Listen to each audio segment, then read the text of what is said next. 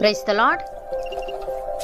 ఈరోజు దేవుని వాగ్దానము, బీదలు సేద్యపరచు క్రొత్త భూమి విస్తారముగా పండును, అన్యాయము వలన నశించువారు కలరు. సామెతల గ్రంథము 13వ అధ్యాయము 23వ వచనము. సహోదరి సహోదరులారా, ఈ వాక్యం దేవుడు కష్టపడే వారికి ఇచ్చే ఆశీర్వాదాన్ని, అలాగే అన్యాయమైన మార్గాల ద్వారా వచ్చే పతనాన్ని ఎంతో అద్భుతంగా తెలియజేస్తుంది.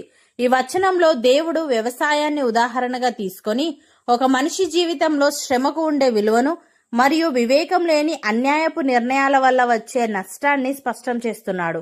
ఈ వాక్యాన్ని లోతుగా అర్థం చేసుకోవడానికి దీన్ని 2 ప్రధాన భాగాలుగా చూడవచ్చు. మొదటిగా, బీదలు సేద్యపరచు క్రొత్త భూమి విస్తారముగా పండును అని అన్నాడు. బీదలు సేద్యపరచు క్రొత్త భూమి అంటే ఆరంభంలో ఎన్నో రాళ్లు, రప్పలు, ముళ్ల పొదలతో నిండి ఉన్న కఠినమైన స్థలం. ఒక బీదవాడు తన దగ్గర ఎక్కువ వనరులు లేకపోయినా తన నమ్మకమైన కష్టాన్ని నమ్ముకొని ఆ కఠినమైన భూమిని ఎంతో శ్రద్ధతో దున్ని సిద్ధపరుస్తాడు. అతని దగ్గర డబ్బు లేకపోవచ్చు, కానీ అతని చేతుల్లో శ్రమ ఉంది. దేవుడు ఆ ప్రయాసను చూసి ఆ క్రొత్త భూమి నుండి కూడా విస్తారమైన పంటను వచ్చేలా చేస్తాడు. వనరుల కొరత ఉన్నా కష్టపడే తత్వానికి దేవుని తోడు దొరికితే అక్కడ అద్భుతమైన సమృద్ధి సాధ్యమవుతుంది. ఉదాహరణకు, రూతు జీవితం ఒక ఎడారి లాంటి కఠినమైన భూమి. భర్తను కోల్పోయి అత్త నయోమితో కలిసి బెత్లెహేముకు వచ్చేసరికి ఆమె దగ్గర రూపాయి లేదు, ఆస్తి లేదు. సమాజంలో ఆమె ఒక పరదేశి. జీవనోపాధి కోసం ఆమె ఇతరుల పొలాల్లో పడిపోయిన వెన్నులను ఏరుకోవాల్సి వచ్చింది. ఎండనక అలసటనక పొద్దున నుండి సాయంత్రం దాకా శ్రమ పడింది. ఆమె కష్టాన్ని, అత్త పట్ల ఉన్న భక్తిని దేవుడు చూశాడు. ఆ పొలానికి యజమాని అయిన బోయాజు కంట్లో ఆమెకు దయ దొరికేలా చేశాడు. చివరికి ఆమె ఆ పొలానికి యజమానురాలు అవ్వడమే కాకుండా యేసుక్రీస్తు వంశావళిలోని ఒక ముఖ్యమైన వ్యక్తిగా నిలిచింది. వనరులు శూన్యమైన శ్రమకు దేవుని తోడు దొరికితే జీవితం ఎలా మారుతుందో చెప్పడానికి రూతు ఒక గొప్ప ఉదాహరణ. అలాగే ఆదికాండము 26వ అధ్యాయంలో ఇస్సాకు జీవితంలో ఒక కఠినమైన పరిస్థితి ఎదురవుతుంది. దేశంలో తీవ్రమైన కరువు ఉంది. పైగా చుట్టూ ఉన్న ఫిలిష్తీయులు అతనికి శత్రువులుగా ఉన్నారు. కరువుతో ఎండిపోయిన భూమి, పైగా తండ్రి తవ్వించిన బావులను శత్రువులు పూడ్చివేస్తున్నారు. ఎవరైనా సరే నిరాశపడిపోయే పరిస్థితి అది. కానీ ఇస్సాకు వెనకడుగు వేయకుండా ఆ కఠినమైన పరిస్థితుల్లోనే భూమిని దున్ని విత్తనం వేశాడు. బైబిల్ చెబుతోంది, ఇస్సాకు ఆ దేశమందున్న వాడై విత్తనము వేసి ఆ సంవత్సరము 100 ఫలము పొందెను, యెహోవా అతనిని ఆశీర్వదించెను అని. వనరులు లేకపోయినా, ప్రకృతి సహకరించకపోయినా నా దేవునిపై నమ్మకంతో చేసిన శ్రమకు 100 సమృద్ధి దొరికింది. ప్రియులారా, మన జీవితాలు కూడా ఒక్కోసారి రాళ్లు, రప్పలు, ముళ్ల పొదలతో నిండిన కఠినమైన భూమిలా ఎన్నో సమస్యలతో కనిపించవచ్చు. మన దగ్గర గొప్ప వనరులు లేకపోవచ్చు, కానీ ఉన్న కొద్దిపాటి అవకాశాన్ని ఒక క్రొత్త భూమిగా భావించి అలసట లేని శ్రమతో, శ్రద్ధతో దున్ని సిద్ధపడితే దేవుని ఆశీర్వాదం తోడై అక్కడ అద్భుతమైన సమృద్ధి సాధ్యమవుతుంది. వనరుల కొరత విజయాన్ని ఆపలేదు. దేవునిపై నమ్మకంతో మనం వేసే ప్రతి అడుగు, పడే ప్రతి చెమట చుక్క ఎండిపోయిన జీవితాన్ని సైతం 100 పంటను ఇచ్చే ఫలభరితమైన తోటగా మారుస్తుంది. రెండవదిగా, అన్యాయము వలన నశించువారు కలరు అని ఉంది. కొందరి దగ్గర విస్తారమైన భూములు, ఆస్తులు, వనరులు ఉండవచ్చు, కానీ వారు న్యాయంగా, క్రమశిక్షణతో వాటిని నిర్వహించరు. ఇతరులను మోసం చేయాలని చూడడం లేదా దేవుని నియమాలను పక్కన పెట్టి అడ్డదారులు తొక్కడం వల్ల వారు తమకున్న పెద్ద ఆస్తులను కూడా కాపాడుకోలేక అన్యాయము వలన నశించిపోతారు. సరైన వివేకం, న్యాయబుద్ధి లేకపోతే ఎంత పెద్ద సామ్రాజ్యమైనా ఒక్క క్షణంలో కూలిపోతుంది. ఉదాహరణకు, రాజైన అహాబుకు దేశంలో దేనికి కొరత లేదు. అంత పెద్ద సామ్రాజ్యం, ప్యాలెస్ ఉన్నాయి. కానీ నాబోతు అనే ఒక సామాన్యుడికి చెందిన చిన్న ద్రాక్ష తోటపై అతడు కన్ను వేశాడు. నాబోతు ఆ తోటను అమ్మనన్నందుకు రాణి యెజబేలు కపట ఉపాయం పన్నింది. అమాయకుడైన నాబోతుపై అబద్ధపు సాక్ష్యాలు చెప్పించి అతన్ని రాళ్లతో కొట్టించి చంపేలా చేసింది.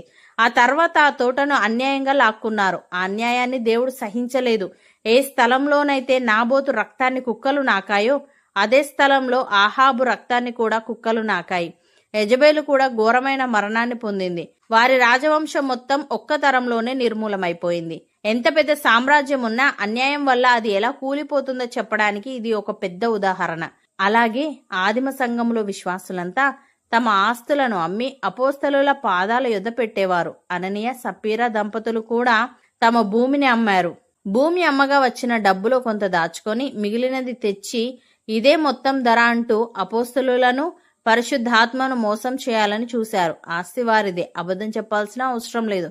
కానీ సంఘంలో గొప్ప పేరు కోసం కపట బుద్ధిని చూపించారు. దేవుడి ఎదుట అబద్ధం ఆడినందుకు ఆ దంపతులు ఇద్దరూ అక్కడికక్కడే ప్రాణాలు విడిచారు. వారు ఆశపడిన ఆస్తి వారిని కాపాడలేకపోయింది సరికదా, వారి ప్రాణాలనే తీసింది. ప్రియులారా, అడ్డదారులు తొక్కైనా ఇతరులను మోసం చేసైనా సరే ఆస్తులను కూడబెడితే జీవితంలో స్థిరపడిపోవచ్చు అని లోకం అనుకుంటుంది. కానీ న్యాయం లేని సంపాదన పునాది లేని ఇల్లు లాంటిది. పునాది సరిగ్గా లేకపోతే ఎంత పెద్ద భవనమైన ఒక్క క్షణంలో కూలిపోతుంది. మనిషి ఆశకు లోబడి అన్యాయంగా సంపాదించే ఏ ఆస్తి కూడా చేతుల్లో నిలబడదు సరే కదా. అది ఉన్న ఆస్తిని చివరకు ప్రాణాన్ని కూడా తోడేస్తుంది. దేవుని నియమాలను పక్కన పెట్టి అడ్డదారులు తొక్కడం వల్ల లాభం కంటే నష్టమే ఎక్కువ. సహోదరి సహోదరులారా, ఈ వాక్యం మనకు నేర్పుతున్న అంతిమ సత్యం ఇదే. మన జీవిత గమ్యాన్ని మార్చేది మన దగ్గర ఉన్న ఆస్తులో వనరులో కాదు, మన హృదయంలో ఉన్న నీతి, మన చేతిలో ఉన్న కష్టపడే తత్వమే. లోకంలో ఎప్పుడు మనుషుల బాహ్యస్థితిని, వారి ధనబలాన్ని చూస్తుంది. కానీ మన దేవుడు మన హృదయాలను, మన కష్టార్జితాన్ని చూస్తాడు.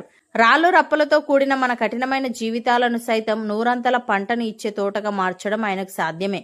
కాబట్టి మన జీవితాల్లో అడ్డదారుల వైపు వెళ్లకుండా నీతి మార్గంలో నడుద్దాం. మనకు ఉన్న కొద్దిపాటి అవకాశాలనే కొత్త భూమిగా భావించి శ్రద్ధతో శ్రమపడుదాం.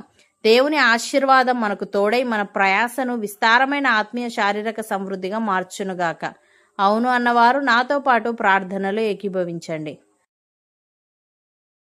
పరిశుద్ధుడా, ప్రేమగల తండ్రి, బీదలు సేద్యపరచు క్రొత్త భూమి విస్తారముగా పండునని, అన్యాయము వలన నశించువారు కలరని, మా దగ్గర గొప్ప వనరులు లేకపోయినా మేము పరిశుద్ధుడా, ప్రేమగల తండ్రి, మంచివాడు తన పిల్లలను ఆస్తికర్తలనుగా చేయునని, పాపాత్ముల ఆస్తి నీతిమంతులకు ఉంచబడునని, ఈ వాక్యం కేవలం లౌకికమైన ధనం గురించి మాత్రమే కాక నీ దృష్టిలో ఒక మనిషి సంపాదనకు ఉండే విలువను, అది తరతరాలకు ఎలా నిలుస్తుందో అనే విషయాన్ని కూడా వివరిస్తుందని నీవు సెలవిచ్చావు. తండ్రి, నీకు స్తుతులు.